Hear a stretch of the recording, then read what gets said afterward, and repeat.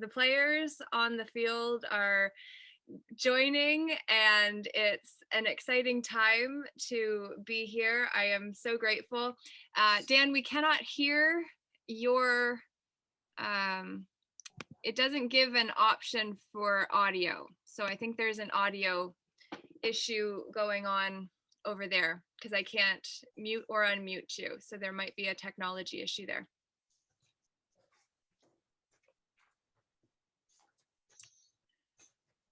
Whew, I'm excited. Everyone, I was trying to get this figured out in terms of being able to do the first custom stream that I have done before. And there it is. Oh my gosh. Do you understand? Oh gosh.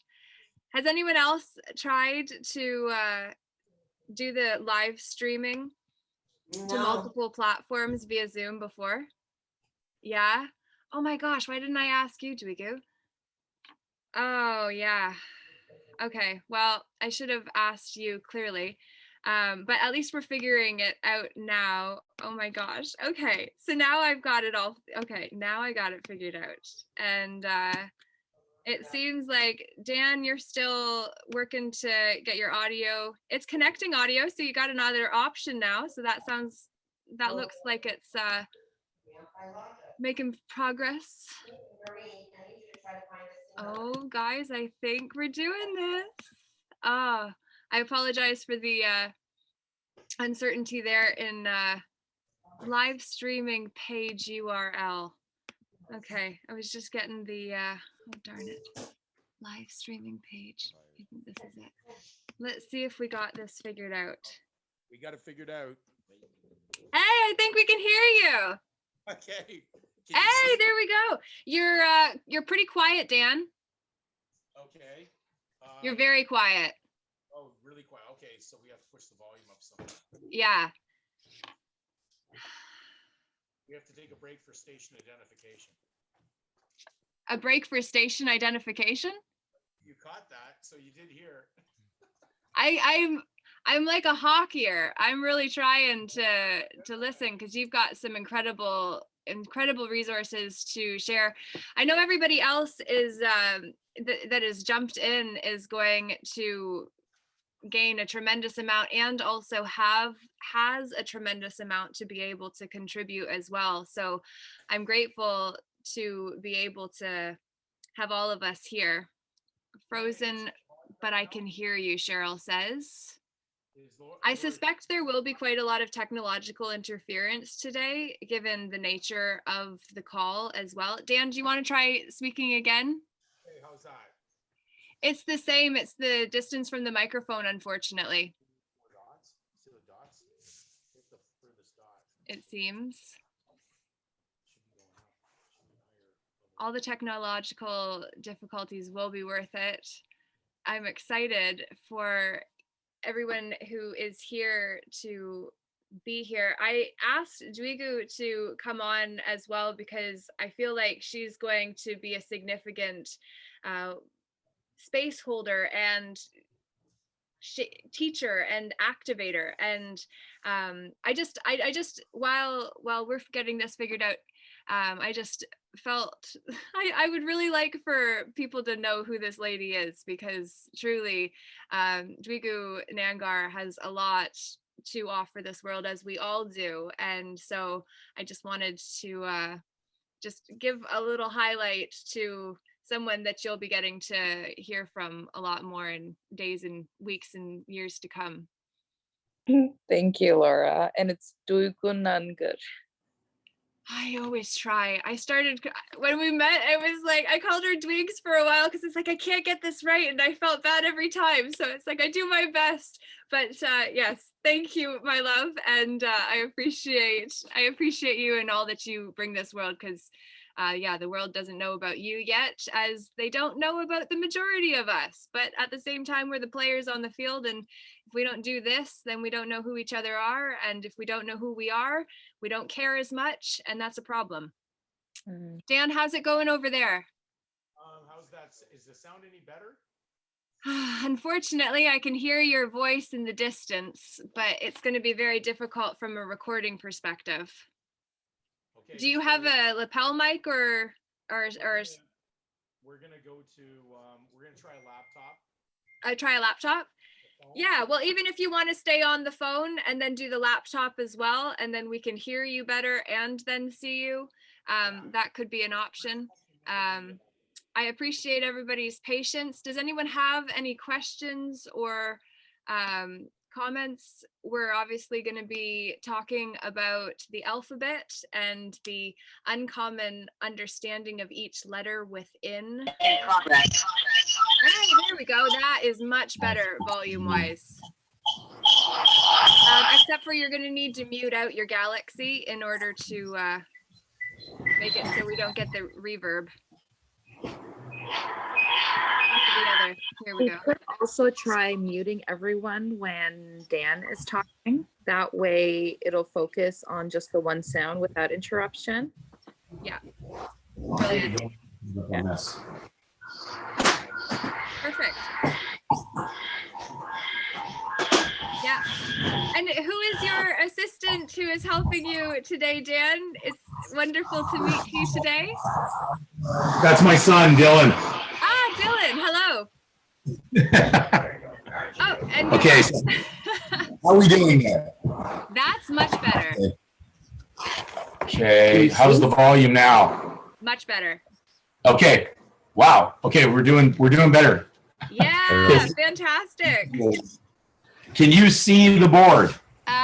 It's Blurry. it's in the distance. It's a bit difficult with the lighting, so Okay, we're gonna cure that lighting issue in a second. closer is a great idea, and I'm gonna work on getting us streaming. Enter a valid URL. That was not it.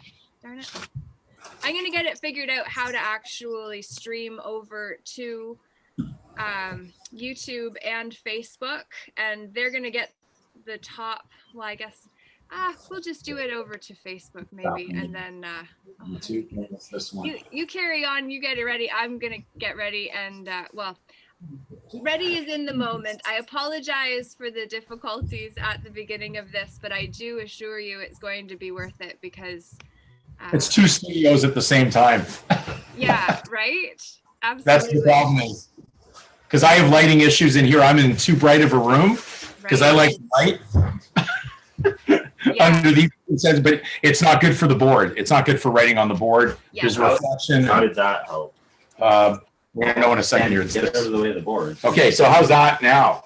Yeah, Can you- we can hear you, and it's Can you see the difficult. board? Maybe yeah, that's better. That's great. How's that?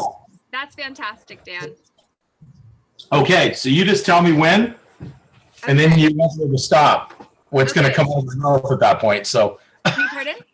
I said you won't be able to stop the flow at that point because it's just going to keep stealing it out. Because generally, what happens for what I'm sharing with people, this is not like me having to script this. It's already, I know what I'm actually sharing with everybody. So sometimes I'm going to go faster than maybe I should. So I'm going to try to do my best to try to start at the beginning of this because this is a really big subject matter that you chose. You chose the largest subject matter that I barely ever touch on 700 videos that have been in the file under the Christian Remedy and Law site on YouTube. The reason I didn't touch it because it leads into controversy because I've spoken with people that are like professors and people that are educated in the norm mainstream, how should we say, institutionalized system. And they don't know anything. So to ask them or to let them hear something, it immediately goes against everything that they've been taught because no one let them in on it. So they're really upset. The ego pops out because they got letters beside their name that now says that they're going to degree, not agree with you because they go down in knowledge, not up once they get the degree. Okay, so that's kind of where the problem begins. And you're going to run into that on anything that you've probably experienced. You're running into let go of my ego, because they won't let go of it because they think that they know, and then it's over, and they say, I don't have to learn anymore. I took a 2-year law course with a business course. Now I know everything. And I'm going, I've spent an entire lifetime in research of language, let alone the fact they've taken some, ridiculous course they thought they bought knowledge with. And now they've got, basically this argumentative system going on that they love to milk the people with. And so they take over who they are, and then they run with it. And then you've got your whole life in the hands of some, I would say someone that does not have a handle of the language, let alone the law. And on top of it, your life is in their hands, and they're going to basically say, don't tell me what to do. I'm just going to represent that name the way I feel it. But don't worry if everything goes wrong and you end up in jail. Well, or in a lockup. It's us that pay when our personage is made to be implied to be us. Right. So starts right there. I just want to say the alphabet. Before you dive in, I just want to say, for the recording purposes, because I'm going to just kind of cut out the beginning piece there when I edit this back. Hey, Laura J here today for the Breaking Down the Alphabet edition of the Breaking Down Bullying series. We've got Dan, the Christian man, here to share his uncommon expertise on the topic of the alphabet, where the words come from, what they mean, how we've been deceived and tricked. And now, Dan, back to you, please. It's great, Laura, that you actually, you're one of the first people who's actually connected in something extremely accurate. I'll have people that will try to introduce me as someone who's versed in common law, and I would say, well, I may understand common law or comprehend what goes on with it, but common means prostitute. So a commoner was a prostitute, someone who sold their body for money. So you can understand how the House of Commons works. It's a house of prostitution. And the head madam is at the top, Her Majesty, and then she's got her pimps, all the lawyers, down below, because she's the head of the Bar Association. So it's one big prostitution ring of people selling their legal bodies for money. So when you said an uncommon, that's correct, because I don't whore myself for the law because I know who I am, but I'm not in the question of basically explaining now where I stand in this, but definitely I'm not in what is part of the common society, because the commoners have been caught in a very big control of spells and language and letters. And we're going to get into the beginning of this. So that's why we call it the alphabet. Because it's a bet that basically you may not realize you're gambling with your life with letters and words, and then you send it off into what they call grammarians, and grammarians were considered lawyers, and gram is weight, and basically mar is hindrance. So they hinder you with words.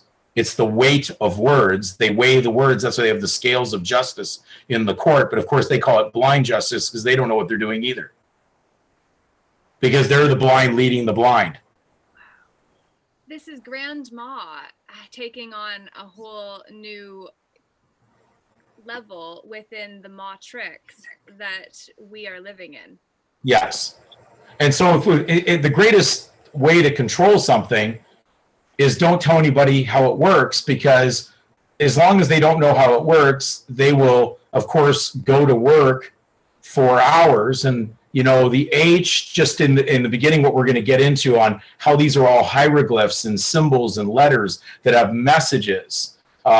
The hours, just that one thing that happens in commerce, we've set up a time clock, and then we go and we do wages, and wagering is gambling. So the whole thing is a gambling game, and you end up, when something goes wrong, in a court of chancery. That's what they call the English courts. So you've got it all mixed up in there in a game, and they try all because they know they have nothing to risk if they're controlling the game. So it's always a free 30-day free trial offer, because they will try all who come into the court of chancery on the chance that they know how the letters work and how the message works. Now, I'm not saying that most of the people that are inside the format of that are not robots also, Crown prosecutors, all that. They don't have to be, because it's been so well set up. It's a setup that they don't have to worry what they do, because more than not, everybody's complying with it and walking in the same way. So the only time something goes wrong in the court is when someone realizes that you can't court and date somebody who's not part of their system. If you're already spoken for by God, your creator, some evil diabolical system with a bunch of magistrates who are magicians of words casting spells on you, you learn how to reverse the spell. So I give you a simple thing. The court magistrate comes in, the clerk of the court brings in God, says in behind him in Latin, you know, justice is mine. He's got it. It's just a court of just ice, because your real life is frozen. Okay, just like the cops go freeze when they have someone stop, because you're saying you're liquid, but you're really frozen. Okay. In a contracted state. Yes, and because you're in between truth and fiction, they don't know what you're going to do until you arrive in or are brought in by force. So it's a crazy system, and people don't see what goes on. So if someone said, state your name for the record, if I'm going to reverse the spell, they would say the honorable, we'll just say the judge, the presiding judge is going to be the honorable Joseph Smith, now presiding. He's presiding, he's already in there. And then he walks in and they said, the honorable Joseph Smith, now presiding. And they said, state your name for the record. Well, your name is the honorable Joseph Smith, now presiding. Because he didn't ask me to state my name. He said, state your name. And when I reversed the spell, I'm already backfired it on him. So he would say, are you mocking me? I certainly am. I said, could you have the court reporter please repeat back what you told me to state? And they'll say, you said state your name. I said, so I stated your name, not my name. Because it already is their name that they're having you state, and that's why they get you on the trespass. Because the last name in law means burden, weight. So it's a hindrance already. You're carrying someone else's burden, someone else's title, and that's why the last name in law means a debt or a debtor. So you know it's pretty silly to be walking in there under those spell conditions. If you're the last thing that comes out of your mouth says you're the debtor, they know who to collect it from. Because you must have a liquid account, right? Yeah, there's a joinder made between the Roman last name, which is the only legal name, and Yes. our God-given names. Absolutely. And put us under their jurisdiction if we actually agree. Listen to what Laura just said. That is absolutely 100% accurate. If people could gather the difference between what is truth and what is fiction, God is truth. What we've got going on here is manufactured evidence that was placed on a document, and then they hoped you would join. If I told you I manufactured evidence against you, that's not God-manufactured, that's manufactured. We were made in God's image, not in man's image. Man makes an image, they call that human. And then they say, oh, would you like human rights that we can take away at any given moment? They're not yours to control. You walked into our sandbox of humanity. And humanity and the term human actually even leads back to the philosophy, there is no God. Man will fix his own problems. There is no divinity anywhere. There is no creator. And that's why the most diabolical people that want to bill you at the gate, like Bill Gates, are considered philanthropists, which are humanists who believe that you can fix everything with money. Yeah, the deception runs deep, and it's infiltrated at the very core of the whole spell casting system we use, which is why letters are what we're talking about today. So we go down this, and I'm saying the first bet that came about, now it did happen. Now, when I talk to people, when I use the Bible, I'm going to say you can take what I'm saying literally, or you can take it figuratively. It works both ways. So I don't even have to get into the controversy about people that say, well, that book is not based on a literal historical record. It's based on everything that's metaphorical, an allegory. And I'm going, well, you know what? There are some things in there that are definitely unexplainable without taking them in a literal manner too, because of it would not have had any impact if it was not taken literally. So without getting too much down that rabbit hole of debate, we're just going to go to the first account in Genesis, and it led to God saying that he would put enmity between the seed of the woman and the seed of the serpent.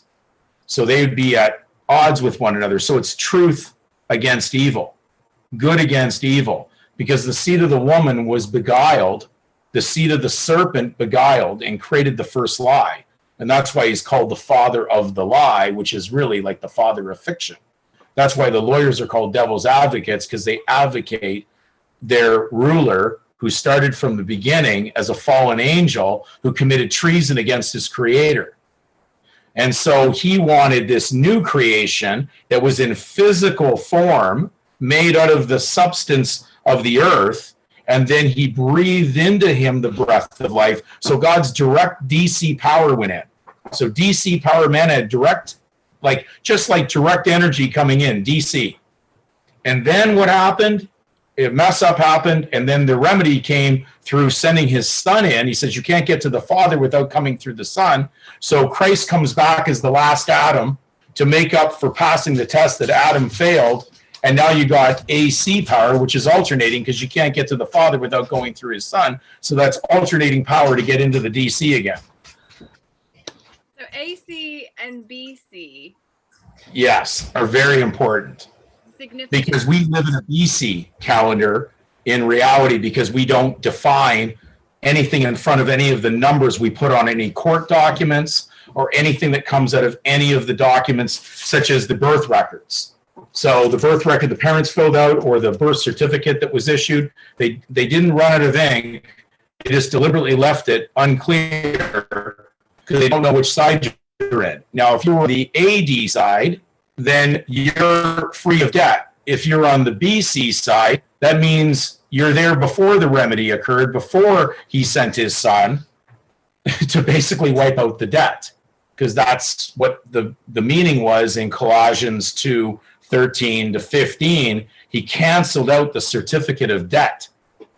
That's why I generally read out of the New American Standard more so than the King James Bible, because the King James Bible went down a legalistic direction, and it changed words that were not actually out of the original transcripts. So they mistranslated words deliberately to lead you down a legal world. That's why they say charity it never fails, but it's actually from the Greek word agape, which meant love never fails. You'll never run out of love. Love is unlimited. You can always run out of money if you don't have the access to it. So they deliberately make sure they restrict the access to the money, because you're going to work for the money. So remember, it's very, very controlled in a manner that's dealing with the alphabet. Now, the alphabet, the next round came up with the book of Job. I mean, you think that was really the book of Job. Now, that's supposed to be the oldest book they found out of all the ancient books that they put inside the Bible. The book of Job, or the book of Job, is an interesting meaning, because what they've done, we've taken a Hebrew word and then we had to match it up in this Babylonian language, English, which is a debtor's language because it borrows from all these different languages. You look up a word, you'll say, this word was borrowed from French, or is borrowed from Latin, borrowed from a Greek word. So it's a debtor's language just in its structure, because it's not a language on its own. It's a language that is merged in so many different languages that it's probably one of the most difficult languages to learn for most people that have to try to embrace it as a new language. So the book of Job, well, you have to look at what the word job means. In the English dictionary, they've defined job as official public business for private dishonest gain.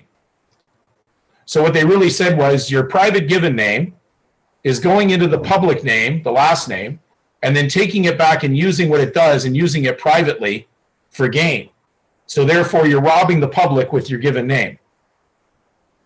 Okay? So that's why it's pulling a job. but they want everybody employed, right? And don't worry about the word em, employ, because ploy is still to deceive, to scheme, to steal. It doesn't have a good meaning to it. People use it all the time. Well, I'm employed doing this. I said, I feel sorry for you. Okay. Say that again. What? So ploy. Em just means for, and ploy means to deceive. Em means poor? Just to like to do something, to forward something ahead. So it means for scheming. Oh, for. I thought you said poor, and I was Yeah, thinking, it's for, like, okay, so for F-O-R, yes. and then for what the word means. So it's actually basically promoting Yeah. the next word. It says, go ahead with this. So do you want to be employed? Well, if you're employed with a name that is a name added to one's real name, you're employed in fiction, because surname in the Canadian Gauge dictionary they had in the schools defines a surname as a name added to one's real name. Hold on a second here. Added to one's real name, then that would basically tell me that my surname, if the surname I may be using is not real. Well, if it's not real, then it has to be the opposite, which would be fiction. Mhm. It's a lie. Mhm. It's not real. It's make-believe. It's imagination, Mhm. written by imaginations that want you to use it, because that's how they identify you as an idiot in their system who doesn't know who they are. Only idiots carry ID. Oh, I don't know who I am here. I'll just pull out this ID. Hold on a second here. You don't know who you are before you pulled out the ID? Yeah. So it's an ideology. That's why all these things come into connection.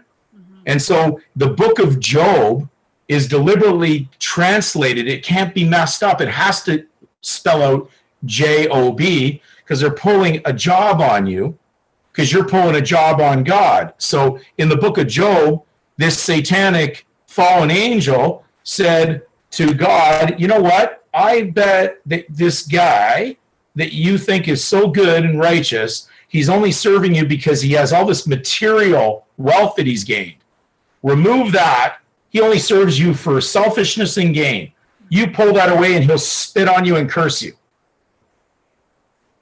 And then he'll be under the curse of the law. So that's where we learn cursive writing in our system. Yeah. Because we're doing the same thing. We're pulling a job on the state, because the public state is being stolen from every day that you put your truth name and connect it for gain off of the public. So you're ripping off the public, which is called peculation. What is peculation? It's stealing. It's embezzling funds from the public and using them for your own private gain. So I would hard pressed to find anybody that's in the system that has not done this, because the minute they open a bank account, they're actually using public funds for private purposes that do not deal with what they say they belong to, because people say, oh, I'm a member of the public. Unless if you're a member of the public, publicans are tax collectors, so you're a member of the tax-paying public. So why are you taking tax-paying dollars out of the public and putting them for your own private use and gain? It's kind of like oil and water don't mix. You're taking something that is truthful, but the minute it enjoins into something that's fiction, you'll never be able to do that properly. So then it enters into the word merger, which means confusion. You're confused because you fuse two things that don't belong. That would be like General Motors buying, say, Purolite or Courier. The two things are complete opposite in their direction of their companies, but they can merge.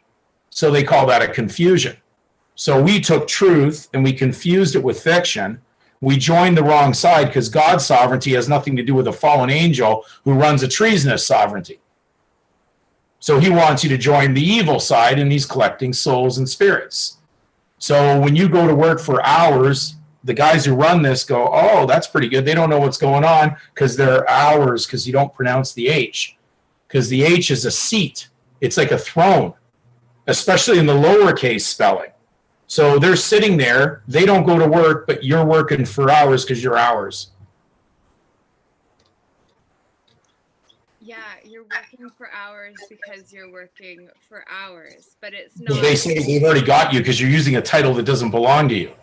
Yeah, So it's the maxim of law that two unequal things should not be joined. exactly. And a man cannot benefit, or a woman cannot benefit from her own error. So if you're in error, you can't benefit from it. So what they do is they give you what looks to be benefits and privileges that come out of being in this treasonous fictional side, but in reality, you took crumbs to give up what you had before you entered it. So do not be unequally joined or incorporated with unbelievers, because it's talking about truth there when Paul said that. Do not be unequally yoked. Yoking is two things going down the path. You ever seen it where they have two animals plowing a field from the past? They put a yoke between them, and then they both went down the same, it appears to be the same path together. But if one path is going for truth and the other path is going for a lie or fiction, they're not down the same path. No. But they've tried to do it. It won't work. It just won't work. Isn't that said to be connected to the right and left hemispheres as well? Yes. That's right. So you're kind of in it's like there's a fail safe to the system that if I'm not doing it right, it's going to penalize me every time. So you're being convicted because of inaccurate beliefs. So if I believe that something which is false is true, I'm going to be deceived. So this is how they define to deceive in the Canadian Law Dictionary. So if I'm quoting, I'm just quoting out of this. This is the Law Dictionary that I'm. So what is basically deceive is defined as to induce someone to believe that something which is false is true.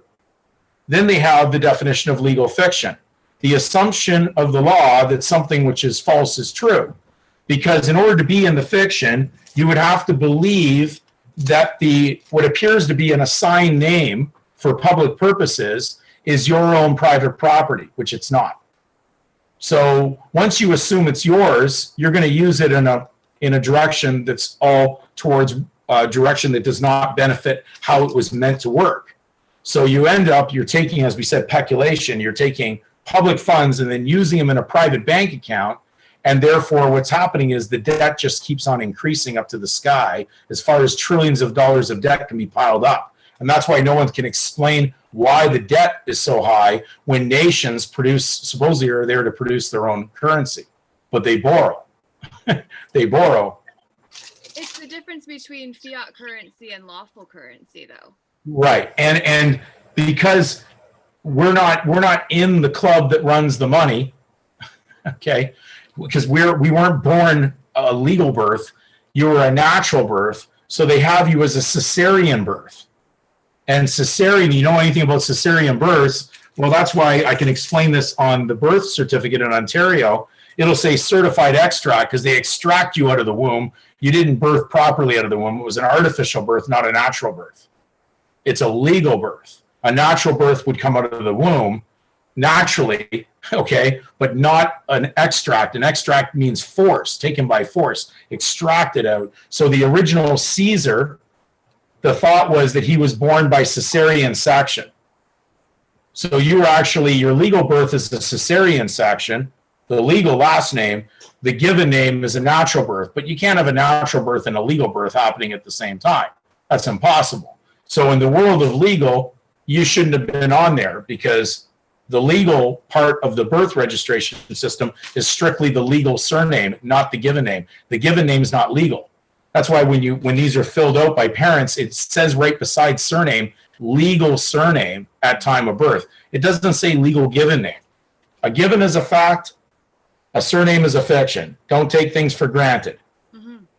I have the little blue plastic card from when I was born. My mom saved it for all these years. And it literally says baby female Hamilton. Exactly. We have something similar. This came out of a Wingham hospital of a friend of mine. So we'll just say his name was Smith. It came out baby boy Smith. Yeah. Because that's the legal birth of the legal child, that we've mixed up truth and fiction. And so they go, oh, we got a problem going on here. They're now trespassers they don't know the difference between right and wrong. So we consider those people deemed to be insane. So we institutionalize them because they need to be controlled. Okay. I've been thinking out about the Mental Health Act since I got locked up in 2019 with the same ideas, except for the rest of the world hadn't went insane with the pandemic just yet, and I was ahead of my time. You're maybe insane towards the legal world, but you're not insane spiritually. You're very sane in that world. Mm-hmm. And so that's what happens. But when you get caught in it, they're catching you waking up with an insanity name, because the two names can't be together without it being insane, because one is truth, one is fiction. And the actual legal definition of insanity is not knowing the difference between right and wrong. It's not doing the same thing over and over again, as Einstein said, because he was a setup. His philosophies were not really accurate in any way. So when he says doing the same thing over and over, he put that definition in there so you wouldn't really go to the real definition, which is the truth of insanity in its definition is not knowing the difference between right and wrong. So they have to institutionalize the people that do that, and then they send out certified extracts because they're certifiable now. And then we send them out to departmentals because they're now departed from mental thought. And then we have to fund a bunch of mentals because that's fundamental.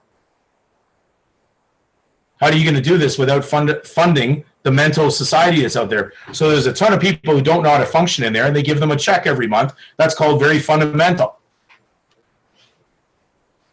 They fund them with Canadian funds. And they say, these people will eat it. They'll take it. It's called life cereal. Look, Mikey likes it. And then they all start eating it. So everybody starts eating off of the same problem. Oh. So when I go into letters, and we always, there's a bet going on, because that's why there's chance and gaming going on. So we go into that, and we go into letters, and of course those are spells, so they're casting spells. We know what goes on in the court. The judge, the magistrate, he's basically magi were magicians. So they cast spells. So all they're using is words. And they know that you don't know. And so basically they come up with their own logo. Christ was called the Logos because he was called the Word in Greek. But he's the truthful word. So he's the good spell. That's why they called it the gospel. Gospel was good spell. Yeah. Now you're either under a good spell or a bad spell. And then they put the surname over top of your head like a black cloud that follows you everywhere you go, because they're casting black spells, because they're magicians from Babylon. And if you know the history of the nation of Israel, their priests became of no value anymore after their last king and their government or kingdom went under Babylonian bondage, because they had violated the laws of God under their covenant with God. So he threw them into their enemies, and the Babylonians took them into captivity. What did these unfaithful priests, what was going to be their mission at that point?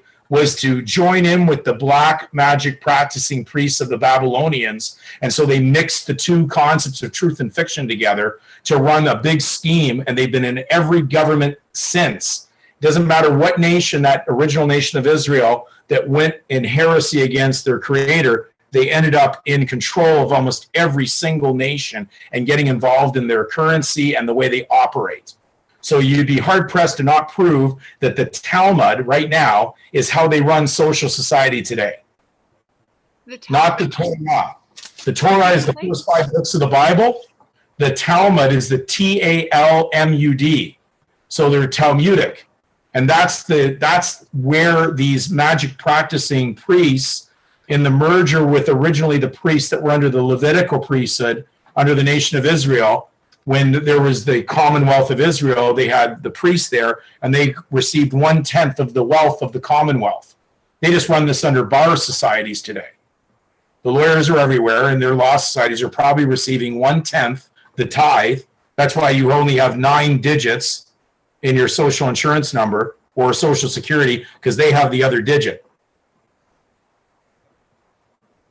Because they get the 1/10. Possession's only 9/10 of the law. You don't have the other 10th. That's why you can't shake hands with you're only half-handed all the way, because they only work on your behalf. The half name, the surname. That's why you strike hands with that. And there's a lot of greed going on. That's why it's called agreed after you do a contract, when you get involved in labor contractions. Yes. Don't worry if it's induced labor, and don't worry if they're trying to needle you. Wouldn't they try to needle the population into servitude? They're needling, and that's how they do induced labor in the hospital. They give the pregnant about to bear a child in their system. They induce the labor because they speed it up. So they give them a needle. Because in their system, it's all about war, which is what an arms name is, a surname. So everybody's armed, and then they shoot you. So that's why everybody's getting shot out there. They're out to give as many shots as they can. Because everybody's considered armed and dangerous because they have too much of the private money that they've taken out of the public coffer. So they said the best way to get it back is to kill them all. If you kill them, we run great wars to do this. We had World War I, World War II. World means commerce. It means temporal, secular. Has nothing to do with spirituality. So they were fighting for power and money. So all they did was they said,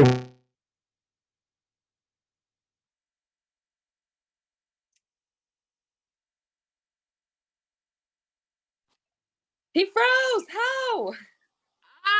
Okay, I wondered if it was just me, but wow. This is just mind blowing. I see that we've got some comments, and not everyone is going to agree with how things are or what are being shared, and it is just to say, take this how we've got it back, Dan, so we can hear you. we're okay? Yeah, now Do you now think- you're back. We did lose you, and I That was wasn't the probably only my one internet. that had an epi. Pardon? Yeah, you went into freeze right at the moment I was saying about them culling the herd. Well, I thought literally. you went into actual spiritual shock. Yeah. Well, this is making waves in the matrix. This is energetically making, because we heard up until the point where you were talking about, yeah, it was we heard you finish your idea and then you froze out. Okay. The Wow. if I can find the book here. This You is see- this is top quality stuff. Thank you, Dan, for coming on. This Yeah, is Nick, excellent. just remember, this is insured. These certificates are insured, and then you're the surety. And so you're carrying it around. They go, okay, well, it appears that all the trustees that are holding on to these certificates don't know what they're doing. They're like the prodigal son in the Bible that Jesus gave the illustration that he said, give me my estate to his father. And then he went out and he blew all the money.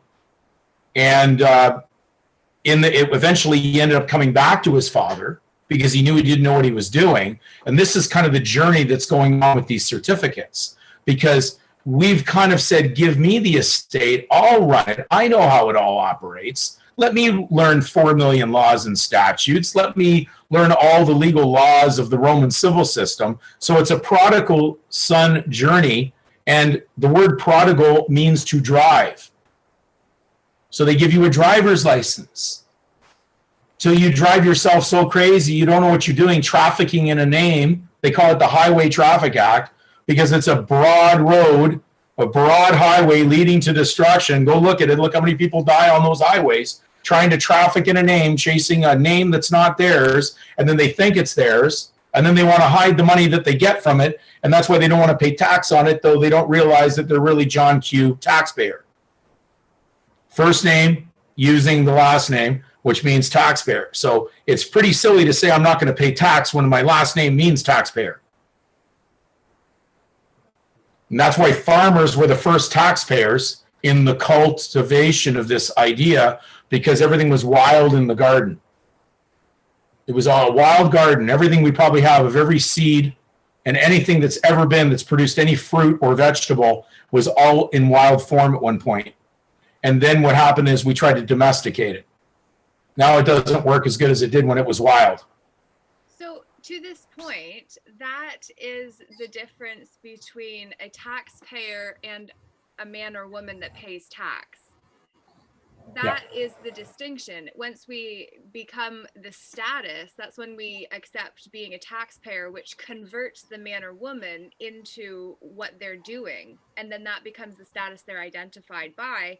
And then a maxim of law is that the creator owns the creation. And because the government created the status, the man or woman choosing to pay tax is now the taxpayer, which that status was created by the government, therefore it's owned by the government. So the one that assumes the status then also assumes the debts, liabilities, obligations, debts, and duties applied to the status. Absolutely. And then on staying within that thought, a Supreme Court justice stated that the legal or the secular government can destroy what it taxes. Right.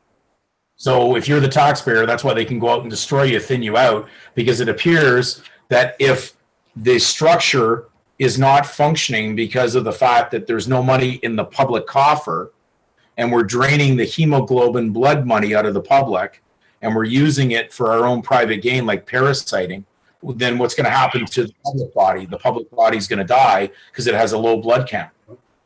So just consider it like blood money, and everybody that's in there privately is damming up the flow of the currency. So it's a big dam. They call it a damnation from Adam, who damned everybody when he went into sin, and sin means death. So it's all connected. It's all connected because we're the root of the problem. We could wait all day long for it to be fixed, but we're the only ones who actually can come forward and correct it.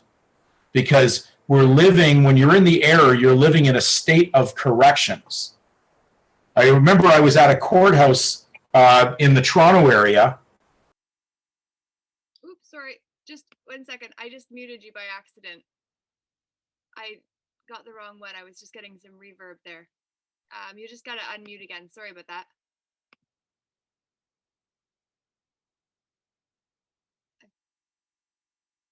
You're into Christian, and I was looking for Dan. I apologize. I was getting just a little bit of echo there. You've just gotta unmute it. I apologize for that. Currency. Dwigu is saying yes. Dwigo, my apologies. I'll get it right one day. I promise. Yeah, now we can hear you. Apologies. All right. So I'm trying to think where we were. So I was at a courthouse in the Greater Toronto area, and I walked in, sat down. I was assisting someone at the time with a normal, I guess you call it normal, if you can call that normal, legal matter. I'll call it an abnormal. The whole thing's abnormal, but they were handling going up to a counter to file some paperwork for a court case they were involved in. So I was just sitting down. I was more there for comfort for them. So I was sitting down, and a process server sat down beside me. And then all of a sudden, a group of officers came in that were bringing in prisoners. And these officers were wearing specialized vests, bulletproof vests, and it said on it, basically, enforcement officer in English, but it said in French, agent executioner. So now I got the message. They're executing all the agents. Because everybody's a double agent. You know what happens when you're a double agent? You're no good to God, you're no good to even Satan. So he says, I'll have to thin the herd because the evil's getting so big in its massive force of blind people walking around doing things. The best thing to do is take them out. So we'll shoot them. And because they're animals anyways, they're going to die like a beast, as what happened to Adam. He was eternal with God, so his life would have gone on forever because he had DC coming into him. He had direct current from God, so his battery would go on forever. Make the Energizer Bunny battery look like nothing. His would just continued on and on and on and on. He'd never run out. But when he sinned, then his battery went low. And then it was only going to work on the source of what he had at that moment, and eventually it drained and drained and drained and drained, so eventually lifespan of man dropped to what it is today. So they're just basically right now saying we've got too many people that are full of bad energy anyways, and we got to control our own herd of evil, so we're just going to shoot them. So we shoot them slowly. They just think they're putting you out of your misery as a beast. And so that's why the vaccine comes from bovine. It's cowpox. So that's the original vaccine. So why don't I stick something of animal nature into you? Because you're already acting like animals. You're willing to kill each other for money. So you can't be very wise. So we're just going to thin the stupid out. And that's why they define the word dumb as one who holds legal title for another, which is a stranger. Another is a stranger. So they give you, you have a given name, and you're using an alternative name, an alternative name, which means you're not native, which means you've got an after acquired title, because natives are original, not aboriginal, not originals. Now they got them even saying they're aboriginals now. These are the biggest spin doctors you could ever have out there. And so they're using letters. Now, when you look at this word down here, which is hieroglyph, can you see that? Or am I blocking it? We can't see it just because of the reflection, but we heard you say it. And I Okay, so it's hieroglyph, and H-I-E-R means sacred. Okay? Air means sacred. So the air part, so a hieroglyph right in the beginning is also got an, almost like an air in there, but it's got a balance symbol, which is the O. That's a balance. There's no breaks. That's why Q's are usually dangerous words, because it breaks the circle. The biggest trouble we have right now is with the queen, because she's the head madam, right? So she's broken the circle of trust with God. She does things that are completely not good, because she's always bucking Ham, and Ham was the son that was cursed out of the Bible, out of Noah's 3 sons. So she's always bucking Ham. And Ham's an actor, right? So all the Hams are actors. So if you're acting, and what's basically, could we say, is it's just a stage name you're using in there, because it's not your real name. So you're in a big stage play, and you're playing an actor, so they're bucking Ham.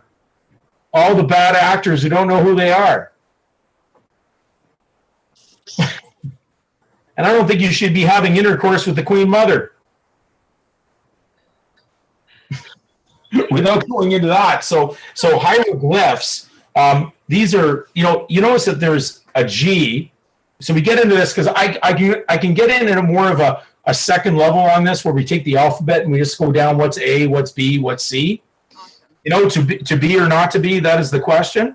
Right. Do you want to be part of the B shares or the A? The preferred. So maybe that's what Shakespeare was talking about, to be or not to be. And a bee is a worker bee in the colony, right? Or is that the colony? Oh, snap. I'm not too sure if that's colony or colony. It's not feeling good. Are you getting yourself into crap?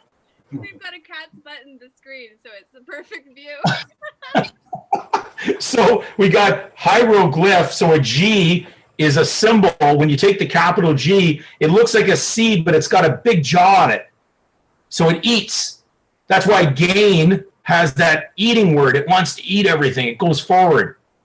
Okay, so then you got L, and there's God. So it wants to eat God. It's eating from God, knowledge of God. So hieroglyphs, sacred. It eats from the knowledge of God. And of course, it's very balanced because it's got pH. What's pH mean? pH is balanced, right? Don't you like to be pH balanced? Right. Especially if you want a good inheritance. What does inheritance mean? Is it Well, you see, something? do you know why the lawyers in England wore the wigs? No. Because in reality, they promote the fiction, and he who commits this inducement or this tort are responsible for everything to do with it. So it's their debt, not yours. So the lawyers own the debt, so they have to pay. Well, that's like the bankers, right? With the bankers, when X marks the spot on the line, Right. We sign after the X that we actually Exactly. become the debtor. And So toupee, a wig, is a toupee? Isn't a wig a toupee? Maybe. A toupee? Like a head covering? Fake hair? You have to pay. A fake name would have a toupee, right? So that's why they have to pay the fake debt that doesn't happen. Because until money grows on trees, it's not real. But it's make-believe, and they'll make you believe So they need a pretender to issue legal tender. Or is it lawful tender? Well, I think it's, remember, they had to have a pretender name. That's why the surname will show up at the top of the birth record and then the name after that, but it's pretender. The whole thing is pretender to issue the legal tender. Right. And because it's not yours, they want to see whether or not you'll eat from the forbidden fruit. So they're just bidding on you to see how much you're going to eat from their forbidden fruit. They even have a doctrine called the poisonous tree. Why we ever there's a president in office named Biden. Or There you go. Wow. But he's only Biden this time Yeah. because you're only here for a spell, right? You see how connected all this is, Laura? This goes on and on. This is infinite. When they look, they had an agnostic mathematician. He was submitted, okay, and this is where I tell people, you got to do your due diligence, because more than not, if the masses are telling you something that's contrary to what you're discovering, it's because they're lost.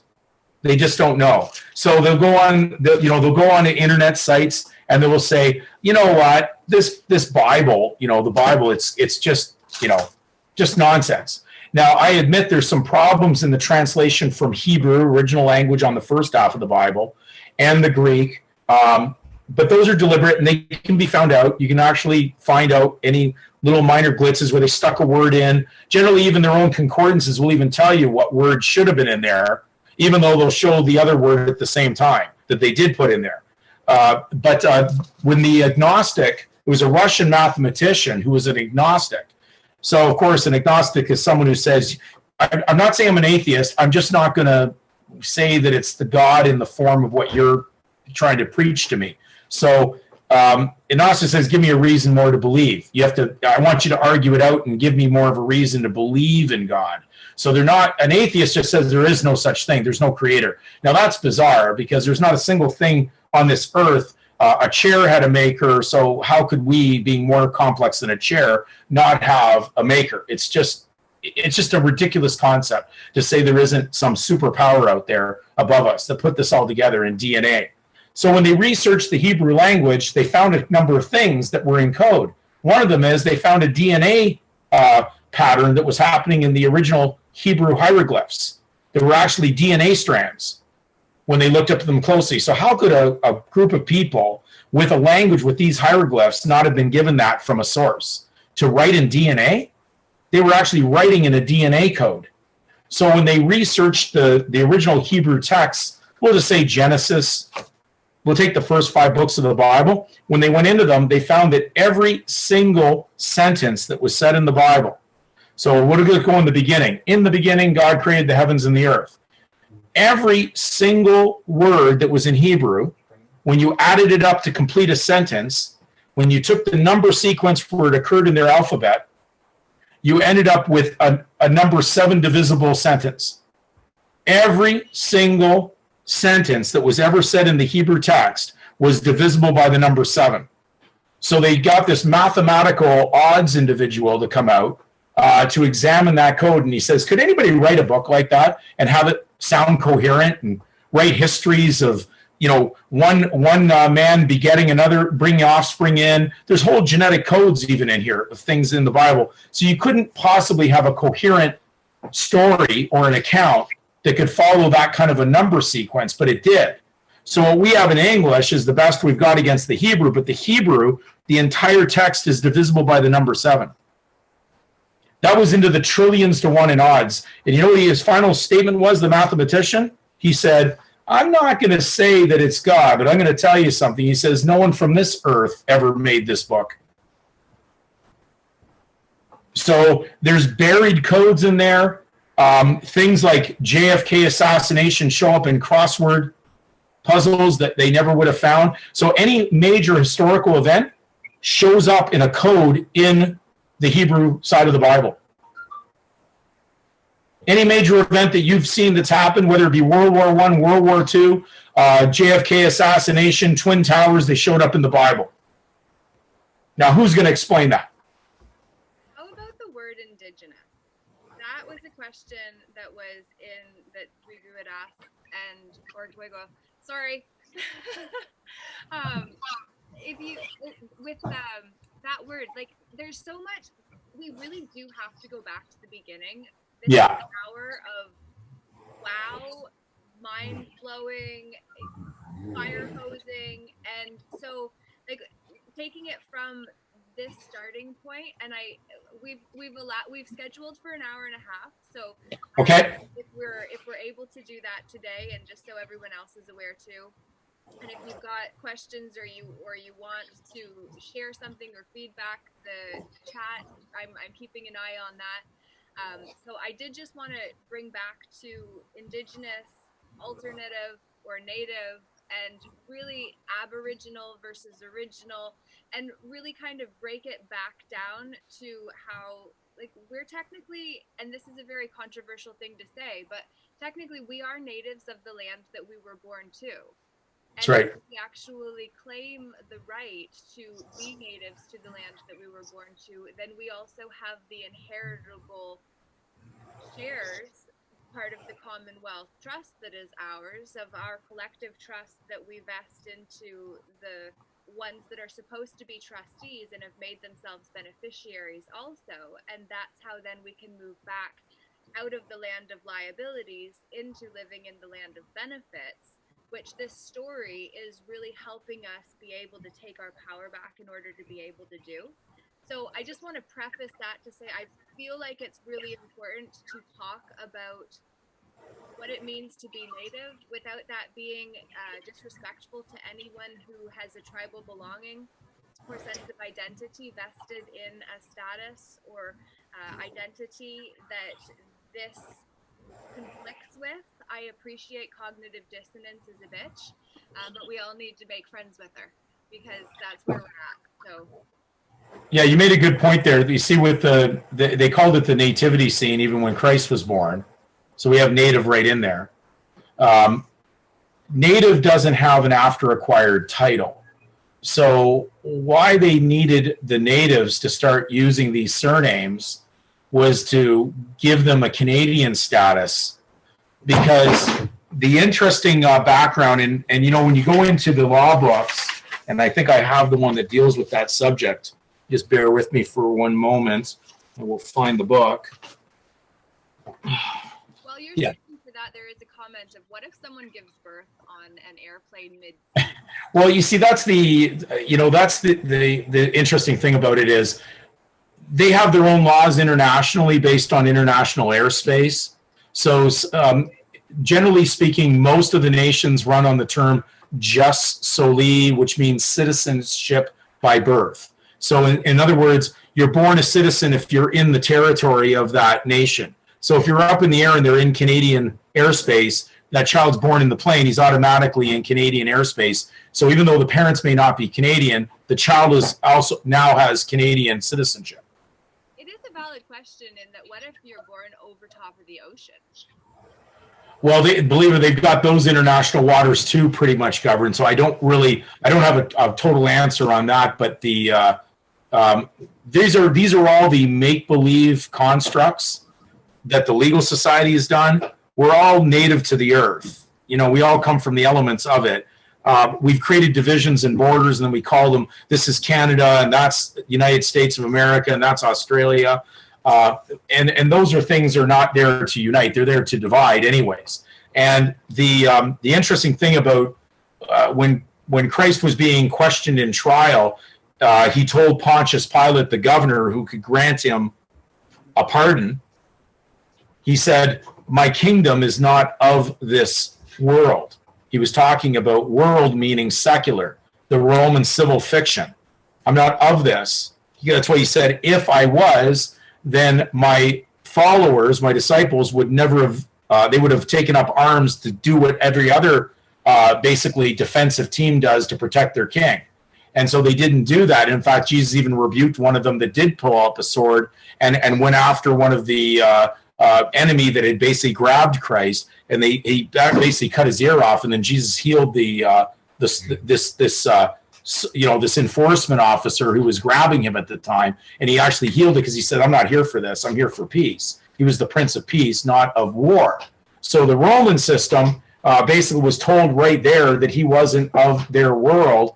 And what's unique about tribes, and I'm going to read you out of this is called the Law Among Nations, and this will explain why all these nations, I call them the Gentile 20 nations, because the last name means Gentile or gentilitious name, one of an uncovenanted nation, one who knows not the true God. That's out of Samuel Johnson's dictionary of 1755. So everybody with a last name is considered to have no covenant with God, right off the top. So when you join that, you're in treason, because you just said, I deny my covenant with God, I'm going to become a legal member of a legal Magi nation. Now, when he said, my kingdom's not of this world, tribes were never considered part of the international historical record of being a member in the nations. So not only were these native tribes that we would have saw in North America, and probably in almost every continent, there were what we would have considered inhabitants or peoples of the earth that lived off the land. They were never part of the international law of member nations. They weren't part of the world powers that have occurred over the centuries. So they weren't a member. And therefore, they never had to honor any treaty they ever had with them, because they weren't part of their little circuit of power nations that they would make treaties with. So that's why they never honored the treaties, because they were never part of it. So when Jesus said, my kingdom's not of this world, he was of the tribe of Judah, which was a tribal, it was a tribe out of the nation of Israel that only the kingly bloodline came through. So so when you say Christian, that means tribe of Judah. Even the word Jew in its pure sense comes from tribe of Judah. So that's why if you go to the nation, if you go to Israel today and you ask them, I said, they would claim that they're, of some historic covenanted nation with God, but not one of them knows what tribe they're from. Now, they'd have to know what tribe they're from to be native. And so what's so great about the gift that happened on the AD calendar, everybody got brought in under the highest sovereignty, under the tribe of Judah, based on their God-given Christian name. Because in English law, you only have two names. You have a Christian name, whether you believe in it or not, that's designated that sovereignty and that event occurred, and he wiped out debt. And so the other side says you're a debtor. So they said, I wonder which side these people are going to choose, the supremacy of God or the rule of law of men. Who do they choose? Whose property are they? Are they a property of the state? Well, if you basically join in the two names together and say, hey, I'll be a guarantor for that last name, debtor name, I'll mingle the two together, well, then basically we've chosen a side. So now we're in resistance against truth, and we're definitely fermenting fiction, and we're making it forge ahead, right? That's called forgery, right? Forging ahead. That's where we forge metals.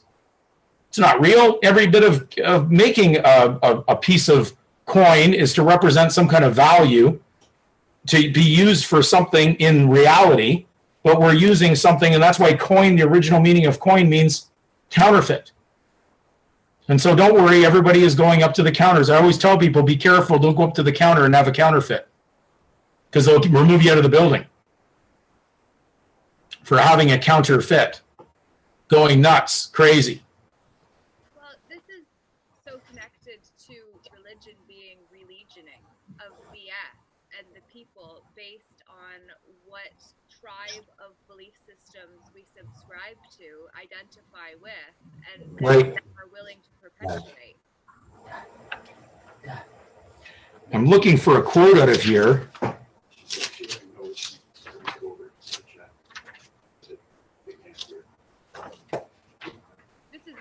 Richard is in the comments has said English itself is a debtor's language in that it is borrowed from other languages like French, Latin, German, Greek, and others. Not surprised, scholars borrowed Job's God name to define Job as, or Job as, official public business for private dishonest gain. So yeah, great takeaway Richard got from that. So the status of tribes. I'm reading out of Law Amongst Nations. So this is an actual Canadian law book that was put together to basically at least understand how all these different nations, legal nations, all intermingle with each other. But it made a comment on the status of tribes. And that's why I feel so bad about how Native peoples have been duped into a believing that they believe they were part of the land, at least from my understanding, speaking with them in their original belief, they believe they were birthed from the earth. They're saying that the earth was their mother. So in a concept, it really is, because God formed man in the Genesis account out of the dust of the ground, and then he breathed into him the breath of life, and then he became a living soul. So their concept of the Genesis is it's almost like the same. They believe that they were birthed from the land, which is where we came from, the earth. But it says here, status of tribes, and this is how the legal system looks at them. So they have to remember that, whether it's Canada, the United States, anywhere in the world, the legal system has this as what they believe is the status of tribes. Tribes in North America and elsewhere were at one time held by a few writers to be equivalent to international persons. They're calling them legal persons, international legal persons. States, on the other hand, usually denied such status to tribes, and agreements made with them were subsequently and often and quite unfairly denied the character of binding agreements or treaties, regardless of the nomenclature applied to the original agreement at the time of its conclusion. Final word, they said, final sentence, tribes do not constitute members of the community of nations. So you're, right off the top, your God-given name, which leads to his son under the tribe of Judah, highest sovereignty, you're under the supremacy of God, is not part of the world. That's why Jesus said, my kingdom is not of this world, to Pontius Pilate before his execution when he was on trial. So what did they do? They killed an innocent man. Okay? Now, we go to the term innocent, and I said, what's interesting about that term, it's spelt innocent. And believe me, Canada is penniless because it makes no sense. We don't even issue a penny anymore. So how insane is a world of people in Canada that are penniless and they think they have money? That was the code to let you know how broke you really are. But if you want to be part of their movie, break a leg, you're part of the cast. And because basically, you know how basically it works. Give me 1 second, I need a prop here. So basically, they give you a pen to get into the penitentiary of a compound name. So now you're a prisoner in your own mind. But remember, you can't really seed anything because this pen is castrated, no unauthorized reproduction because it has no balls. But you, in the make-believe, think you own something. Well, the penis. That's what it's meant. It's spelled the same way. Yeah. People don't realize you're seeding, in theory, an artificial matrix or womb of a legal title. You're having intercourse, commercial intercourse, which now makes us a whore, and then they go, who are you? Because it's the course we set out to take. Yeah. So what goes on in this code, like I said, is just infinite. And when you start to look at the words, you're gonna see the message in it because every letter has a message. That's why a letter starts off with L, and L is Elohim in Hebrew, which means God. So already a letter starts off with God, L, Elohim. E is like an electrical symbol, energy. Then it connects into title, the Father and the Son. Because it says in the beginning, it said, let us make man in our image. So the Father and the Son were together creating man. Okay, so you have two titles. Then you're back into energy again, connection. R is kind of like a very, when I research, it's like a headstrong word. It's like going ahead. And then S is kind of like almost like a half infinity. Because you look at because it's not quite an 8, right? It's like a half. These are, like I said, there's codes in how we draw these letters. So this goes on and on and on. When I look at a D, I see an I and then a convex, not a concave. I see a convex letter closing it in. So it's like I'm kind of like entering into something. So it's very solid. Like that's what affects people in their names. Even their names have a reason. So you have Laura. Okay, so you got something to do with God starting right off in your name, which means you're on a spiritual journey. It happens in your name. Names have major effect on the children. We just don't randomly just like it's done after, you know, it's kind of like signed after the or it's given beforehand before you write. So God knew who you were beforehand, before it was written. So it means he already knew who you were because he infinitely controls everything. Okay. So, but the evil side is trying to create the all-seeing eye. That's why they put cameras everywhere. Okay. And cameras violate privacy because in camera means private. So they had to get the consent for you to give up your given name to put it on a driver's license to become a prodigal son or daughter going out there trying to do something, but you're on the return back to spirituality. So the message was great in the prodigal son illustration or parable, but right now I have to say that the majority of the prodigal sons and daughters are not going to return back to, are not going to come back to spirituality. So it's because prodigal also means spendthrift. And that's why they refer to consumers. The original meaning in Samuel Johnson's dictionary, 1755, was those who waste and destroy. Because they're all wasted. They're all filling out things in a very crafty legal boxing match, and then therefore they're spaced out. That's why it's very alien. Truth is alien to fiction, and fiction is alien to truth. But a lien is a debt, an alien. So your surname is alien truth because of what its meaning is. So when you have truth beside it, the surname is an alien, a lien. And so it has to pay tax as a debtor because the ego gets in there. And that's why it's very important, because they import these titles from the College of Heraldry in London, which controls arms and surnames. So it's always an import, and that's why you're always paying customs and duties on it. And that's why you pay an impost to be an imposter. And I want to know what your post is, and I want to know where your address, because you're addressing, you're adding garb onto age. Instead of being timeless, you're trying to put a time on it with a spell, so it's garbage. That's all garbage, right? And boy, do we create a lot of garbage in this society. Well, this certainly has not been garbage, and the comments are saying absolutely mind blown. Amazing, and of course Yahweh is omnipresent and the enemy can't be, hence the camera and the chip. And actually that takes us to the COVID-19, and I've heard it be said to be certificate of vaccination ID, A for the one and 9 for the I. Yeah, everything's there. There's not a single thing that was not chosen. They're following a code to manage what they consider to be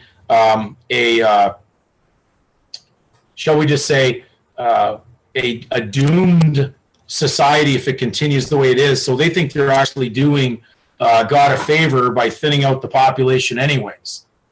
And so it's, in one sense, I understand, I comprehend what's going on, but I still, the purpose is still to seek truth. And we don't know how many people are going to wake up. But right now they're in the dead, right? Because these surnames represent, when we talk about legal person, the only legal person, according to the Canadian Law Dictionary, is the body corporate. So the surname is the only thing that's legal on your birth record, okay? They're hoping that you will try to merge the two together. Because it's a fraud, they can't put surname and given name on these certificates. They just didn't run out of ink, okay? You won't find surname or given name on your driver's license either because of the very fact they induced this. So you're just playing a surety for the version of this ambiguity, what we call ambiguous and unclear, because you're not clear. You're not clear yet. So they have you go around with this foggy, unclear, robotic zombie pattern until you wake up. And when you wake up, you see what's going on. You go, I can't do this anymore. And the only thing that can wake someone up is conscience. in conscience, and it's even in the Black's Law Dictionary, 4th edition, defines conscience as knowledge of God.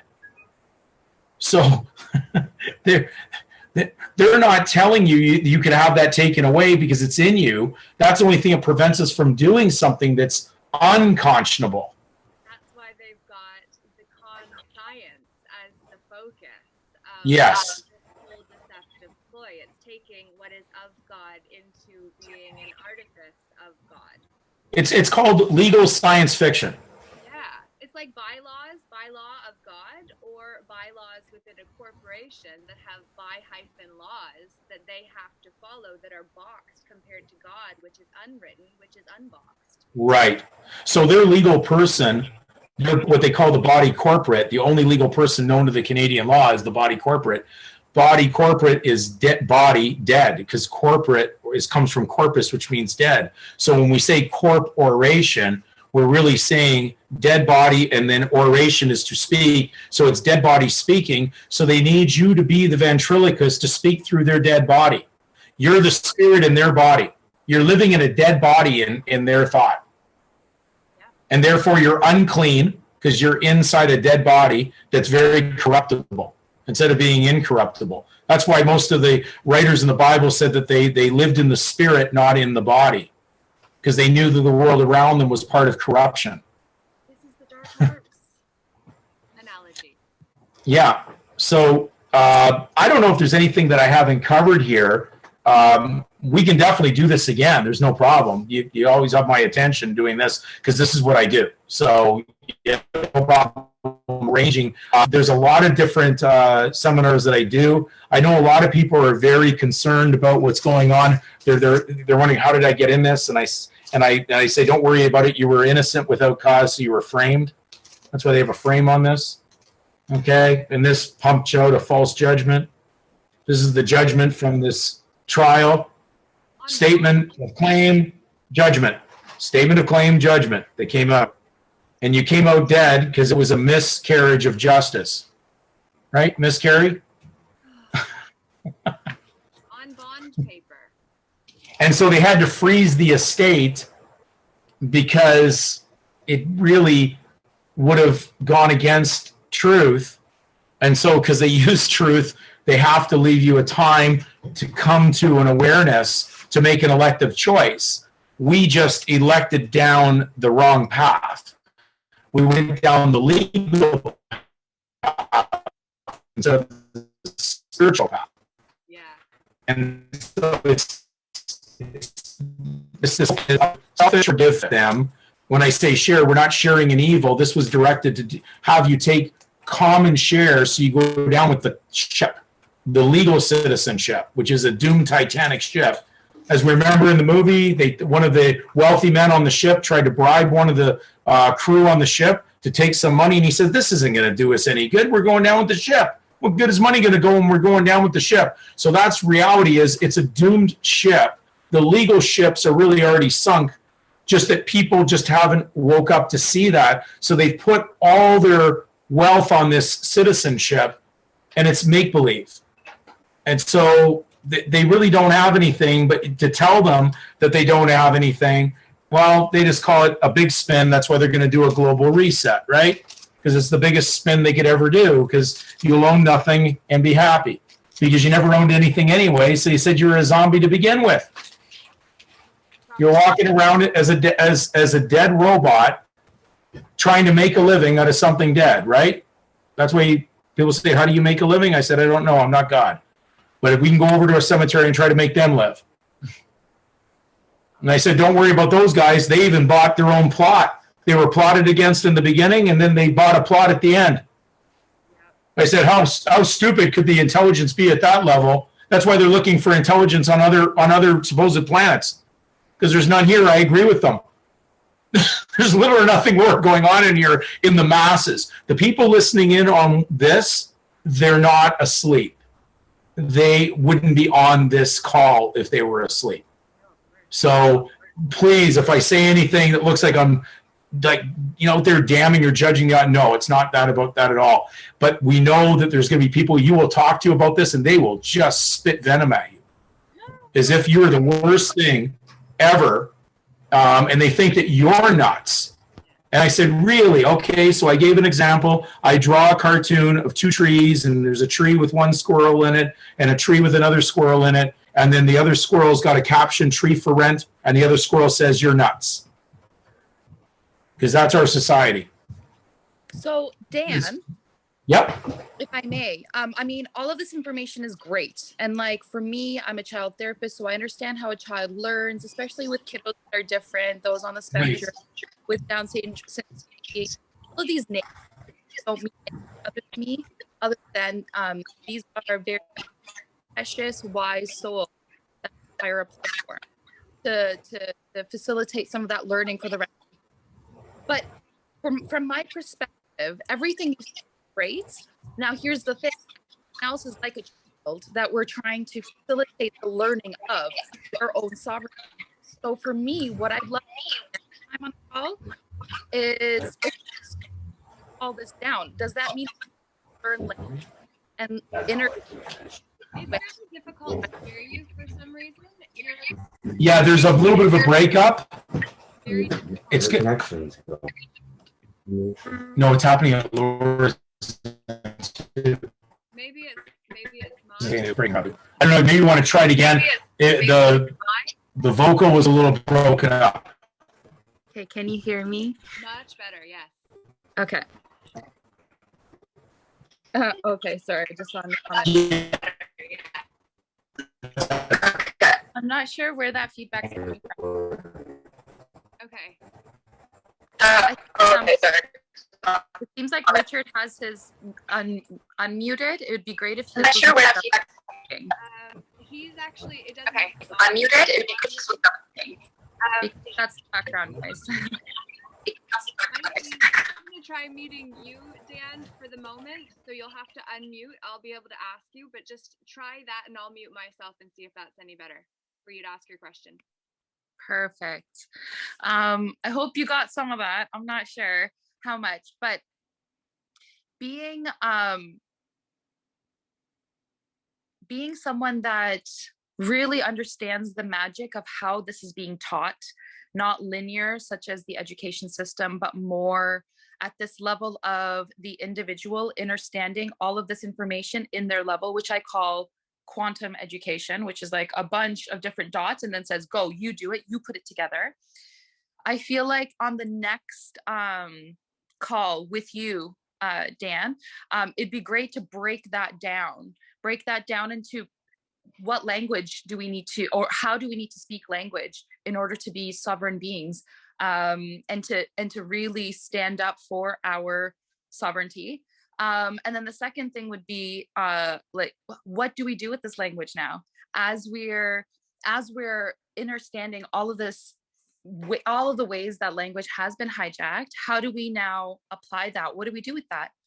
I would love to see that. That would be something that's very applicable and that my mind could really understand, because then what you do, Dan, is you activate people as you're speaking. Your vocal activations actually activate within my DNA, what is called junk DNA by science, apparently, but is actual much more connected to God and spirit than we would have thought.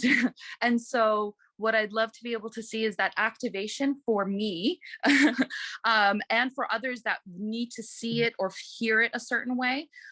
So then we ourselves can then teach and then activate others in community as we reflect one another.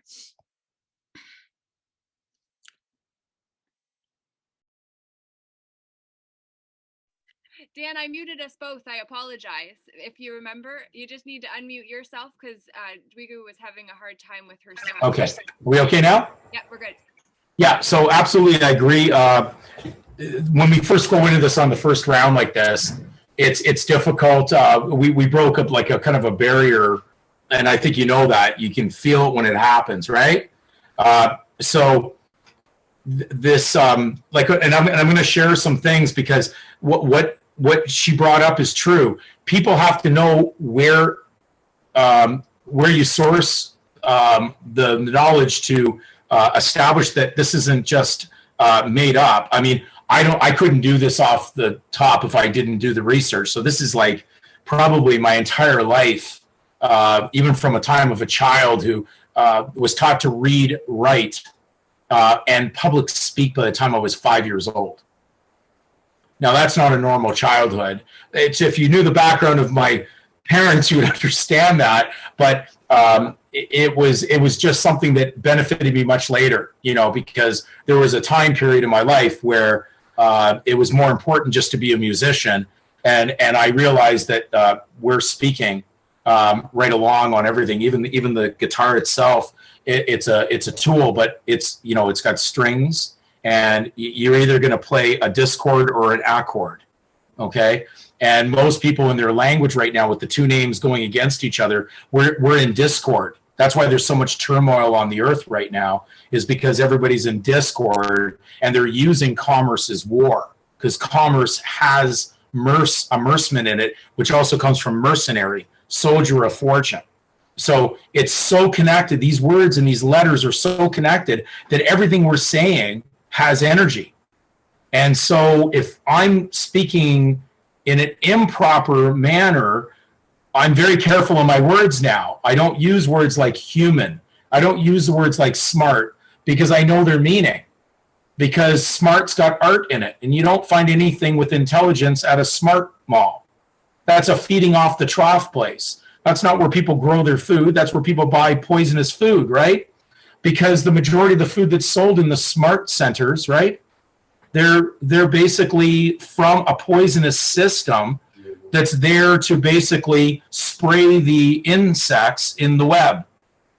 And so it's one big spider. They even have a spider right on the main drag going into Ottawa, going to the Parliament building. They got a big, huge iron spider to show you that they're parasite. They're there. You know, and then everything that's broken down in divisions are called sectarians, because you're an insect. So therefore they send pestilence. That's why they're spraying you from the air. They're even trying to kill you. They say, we want to kill these people off. We'll spray their food. We'll spray their air. We'll poison their water. These people are so silly in society. They'll even flush their toilets and then drink the water and drag it back into the house through these lake systems that are full of sewage. I mean, if these people are that silly, then the ones that do get it, we'll sell them water. Now they got to even buy something that is natural. And we'll get them used to saying words like this, Laura. I feel fine. I said, I don't know. When I see a fine come in the mail, that's not a good thing. So you shouldn't feel fine. Right? Right? You get water from a well, right? You don't get water from a fine. So how could you ever feel well with a fine? Oh my gosh. Dan, thanks so much. Fine, when anybody says they're fine, generally speaking, I say it means fed up with a couple extra letters. Insecure, negative or naive, and emotional. Like, we're not fine, and we don't want to fine, and we want to understand why they're using that to confine us. Here you go. You see, you're in the code now, so you're seeing it, and it's a code that was meant for you to see, because you can't hide a lie. That's what's the layers and layers and layers are now coming out. So, but in their world, it's all about liability. So they have to give you the ability to lie. They even insure you witnessing and stating a lie every time. That's why they have you swear into the record, because you're swearing, you're cursing, and you're cursing God, your maker, to basically say, I've joined the devil, I've joined evil, I've joined an evil satanic society that has devil's advocates out there. They don't even hide from that. They even have a book in England that they run by as a rule book called the Book of Deviling. These guys don't even hide it. It's called the Book of Deviling. So, wow. So more than not, probably my only enemy, real audience, are lawyers. And they would have to leave the trade in order to get out of the disaster that they're in. But you see, as long as they're benefiting from it, they're going to keep on perpetrating it, so they're on every corner. They think they're benefiting. And so they're running, there are the Johns for the madam in the House of Commons. That's why you'll barely ever find a minister in the government who's not a lawyer. The only time Parliament slows down is when they've appointed someone in here that's not a lawyer, not following the flow of just let it go through. Wow. we've got a question from Sure. Cheryl over in BC, I believe.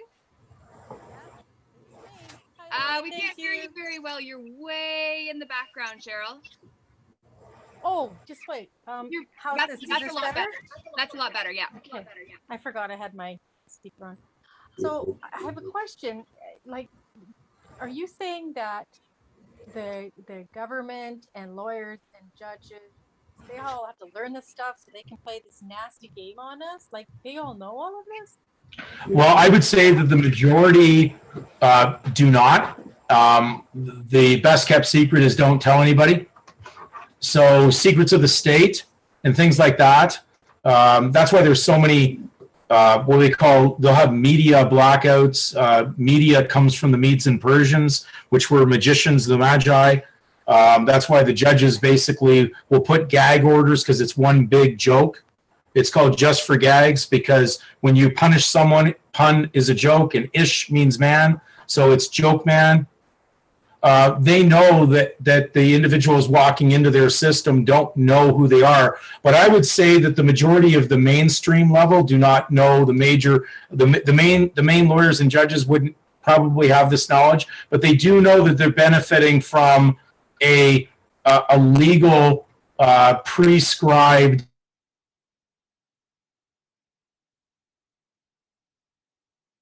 Oh no, we've got an interruption again, but I can see, do I go moving around still? So it must just be Dan's side.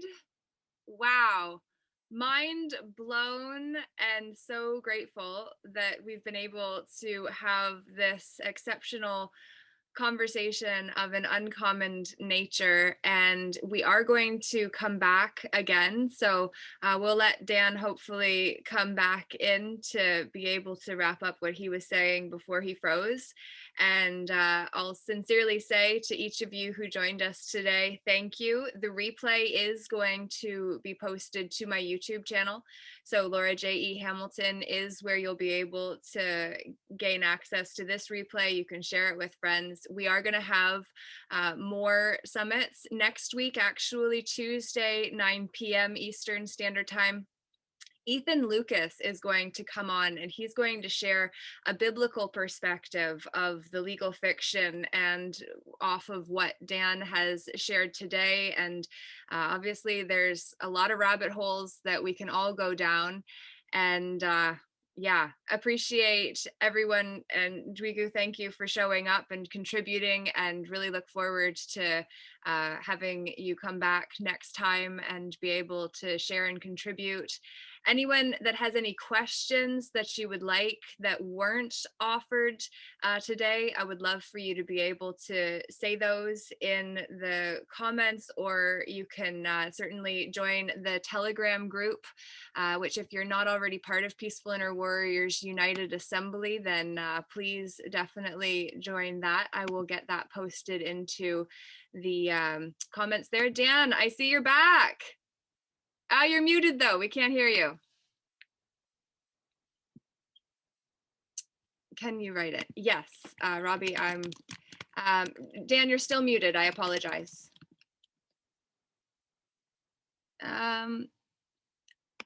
Is not, why is, that's interesting. It said something, oh, there we go.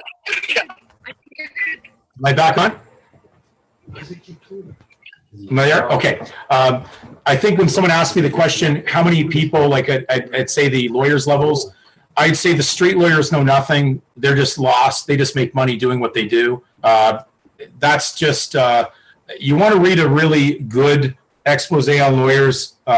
You can get it on PDF, but it was a book that was written by a law professor in 1939. It's called Woe Unto You Lawyers.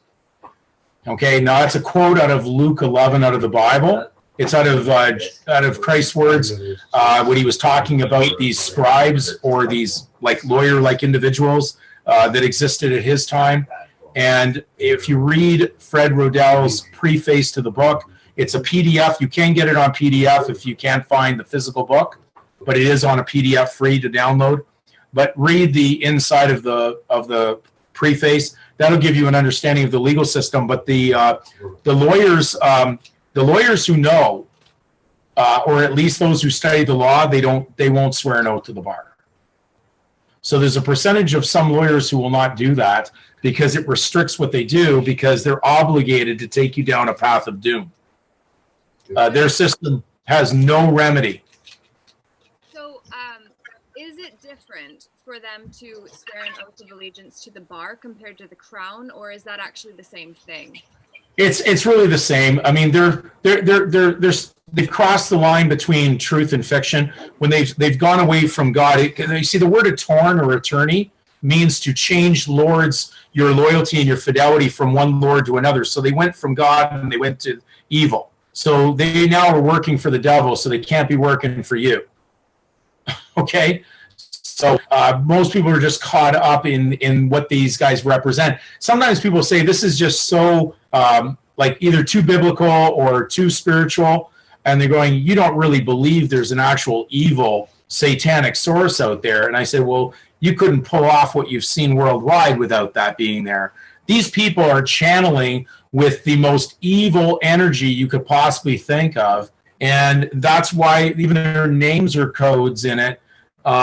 You know, the term, you know, even the name Bill Gates, I mean, that's not by chance, you know, because you see, when you get short with the will of God, then you get the name Bill. That's a short form for will.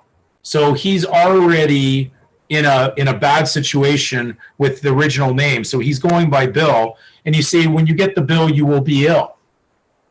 And Bill Gates is going to bill you at every gate that you have to go through, because his whole theory is the remainder of those he doesn't poison and kill through his opposite to the mission statement of the Bible was be fruitful, become many. He's running a birth control, which is the opposite side. That's the opposite mission statement. No unauthorized reproduction, right? Isn't that what we see everywhere on everything that's out there? Okay, so this is about copyright and trademarks, and everything you could possibly think goes down a direction of evil. Even the word trade comes from the word traitor. So these are bad words, and we've been caught in it. And there hasn't been a more evil thing happen to the earth the minute we said everything's for sale. We'll sell everything. We'll cut down the last tree, Laura. We don't care. They'll never come back. We're going to cut down the last tree for money, right? Are they doing it for love, or are they doing it for money?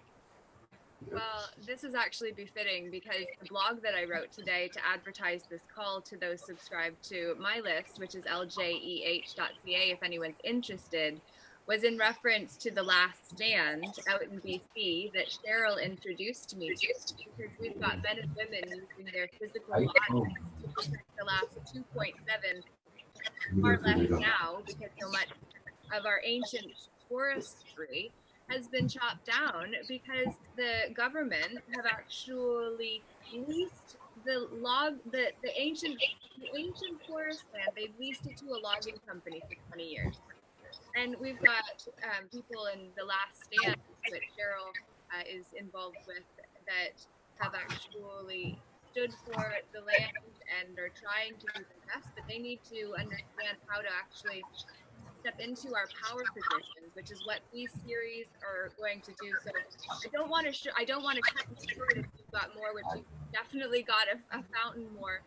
So I feel like it's an important note to kind of just end on today's meeting with saying that you can take the authority of your own life or vest that authority outside of yourself, remembering that the word as I break it down is author I tie, my identity too, and realize all of this is about the self I mage, because we are the magicians here, alchemizing our experiences and also magnifying and magnetizing our experiences to us, which you wouldn't have had the awareness to find this if you were not at a place of being able, willing, and ready, potentially, not necessarily feeling so, but you are, because you're here and we're the players on the field. And if we don't become authorities of our life, then this drama of the video game and its actors that have sold their souls to the devil without understanding the karmic consequences spiritually for doing so. Because like you said, we don't get to come back to this reality if we leave on these terms. Because if we do, and we've sold out while we're here, we get to come back to the reality that we created because we didn't stand up now, and then get to come back to face the consequences. Is the idea of the virtual reality game, as I see it to be, which doesn't mean it's the truth. It just is an alternative perspective that says, I am going to stand for truth for as long as I can stand on these two legs. And I hope that doing so leaves this world a better place for having done so. And I'm grateful to be with each of you, because truly, Dan, your information does activate the light codes, the Christ consciousness that is within each of us, because I have a lot to say even about Jesus, and we're going to have a call, and I would love for you to be on where we actually talk about who is Jesus and why Jesus, I believe, to be a status, which is highly controversial, I understand, but if we actually look at it as je suis without the I, so we idolize him instead of looking within for the guru that our soul actually hired ahead of time, called our intuition. Yep. There's like, even just his the name that's spelled in English is also like, it's like just us. And you see, if you understand how they take a wild bird and they try in falconry, they'll actually tie it with a tether to an actual like perch, and if they call it a jess, because you know what he was, we couldn't get to the Father without going through the Son. So it's kind of like a jess on us. We can't get to him. It won't fly. Nothing will fly without going through that direction of truth. So it's like just us. He came for a reason, and he accomplished it because he was innocent. And I always spell that innocent. So you really look at it, you know, there's no cent, there's no money, right? Innocent would be clearly in our society the only time you're really deemed to be innocent is when you don't have any money on you, because you're not part of the commercial trade and commerce that's running this war right now. And so there's a war going on and people don't see it, but it's out there on the streets. They have the fire trucks, they have the police cruisers, they have the ambulances. Ambulances went onto the fields to bring back the dead or the injured on the fields. It's just a different type of war, but it's commerce. And so that's all it is. And so basically, unfortunately, people don't realize you can be part of the concept of spirituality, that you were purchased, right? He's chasing you, but it's purchase. And then the other side is basically sold, and soldiers are sold, because that's why SOLD is in sold. And that's why when the soldiers basically go to war, they're part of the corpse, but an interesting letter is missing in what we refer to them as, because CORPS is how you spell corpse, but they don't have the E on it, because E also represents the word estate or property, and also is the energy or the electricity. So they no longer are in control of the body anymore. They've given up their energy, and so they're not even theirs anymore. There was a book, I don't have that handy right now, but I would read out of it was called basically, I may have it. Give me 2 seconds if we have enough time. I may have it sitting back here. Take a quick look. I usually say that Eden is the energy den of us, and they say that the fall out of the Garden of Eden was from the heart into the head. So the greatest 18-inch fall is actually getting back into the heart, which is alignment with the now. So here's a good understanding. They had a Toronto Sun article, and it said they were running low on staff in the Army with their arms names, right? So they said, we're running out of staff in the legal arms name, so we need more qualified staff. So they found they didn't have enough people, so they were advertising for people that were in the middle of their life to actually rejoin. They said, all you need is one of these, and they showed a birth certificate. That's all you had needed to get into the Army. You know, so anyways, GI is a term that's used in the Army. It's called you're a GI. People don't understand where this comes from, because this is an actual government issued certificate, right? It's a government issued certificate. So a GI, this I'm reading out of, it's called Browser's Dictionary on words, and it says, GI is government issue. GI can, a standard issue garbage can, an enlisted man in the Army, determined since to evolve sometime after World War I, becoming standard in World War II, to express the civilian soldier's new sense of himself as a piece of disposable government property.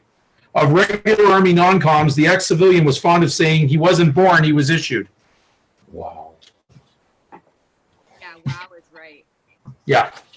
So it's, like I said, it's infinite, the research. But when I started to really find out where these words actually came from, and don't even let me tell you that it's evolved. Oh, you know, smart means intelligence. It doesn't. It means injury. It's an artifice word.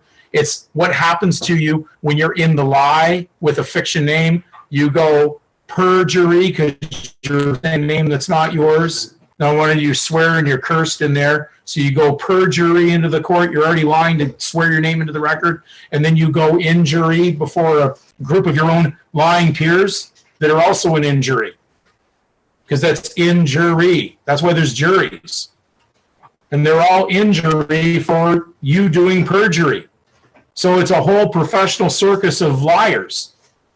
That's why I said, you know, I even had a book. It was called Be Your Own Lawyer. It was out of 1897, and I said they really should have changed. They should have changed the title to Be Your Own Liar, because that's what it is. Because if I speak in fiction, I'm speaking in lies. So you can't believe a word that comes out of their mouth. I mean, how could we establish truth in fiction? I don't get it. Crazy. Absolutely insane in the membrane, which is a figurative quote, but there's a lot of truth to it if we actually get to the root of it. Experiencing here. So I'll give you one last word. This is out of Osborne's English Dictionary. Okay, it's a concise law dictionary. So this is, I'm going to give you the word patient. And then you'll see how they're viewing everybody. Yeah. Patient, a person who by reason of mental disorder is incapable of managing his own affairs. It is the term used since the passing of the Mental Health Act in 1959 in lieu of the word lunatic or person of unsound mind. Yep. Now, you understand we have a certifiable, institutionalized society. Now, if children learn this, what we were going at with the previous commenter, which was great because she definitely was going down the right path. Because if you can reach a child at the right stage in their life, they will never be bombarded or ever able to be taken down by these evil lunatics that really are out there, because they're stealing their spirit. And they want to say it's ours, and they can only do it through their prostitution legal ring. I mean, when they say that they're against legal prostitution, I said, that's crazy. That's human trafficking right off the top. You have to be a human to be in the trafficking, because human was never deemed in Ballantyne's Law Dictionary of 1930. It defined that as a monster, and a monster can't inherit because it's an abomination. It's in between something that's real and something fictitious. So they're just basically treating people as such. And they say, we'll even con them into a whole unnation. We'll call it the UN. Okay? It's like the UNCOLA of nations. And so they basically have them all lead together. And they say, we'll even create human rights. And I'm going, oh my goodness, well, what did we have before that? It was already there. You already had something that was unalienable before you became unalienable, a lien, a surname, a debtor. So you never lost your original name. It's just that you went down a path, and they said, would you like to join us? So anyways, there's a lot of knowledge here to share. I know it's intense for a lot of people the first time around. They have never heard anything like this. But it's a matter of time, and you have to have lots of patience to be a healer, right? When you become impatient, then you become the patient, then you need a healer. Absolutely. Right? Okay. So it is all connected in those words. So we'll. I don't know if are we at the. Did we go beyond our time? we're way beyond our time, but I Okay. appreciate you for being willing to stay longer, and the Yeah. conversation just got, I would say better, but it was amazing the whole time. I would say better, but it was amazing. You can link them up later onto the YouTube channel if you'd like.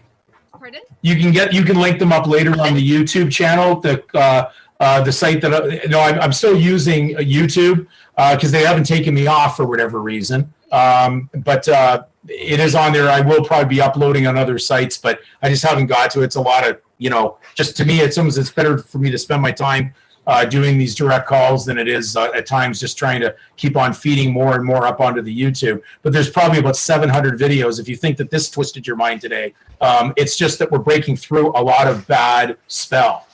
And we got to get through that in order to take the veil off of the eyes so you can see, and then your ears will open up and you'll be able to hear, and then you'll know how to walk.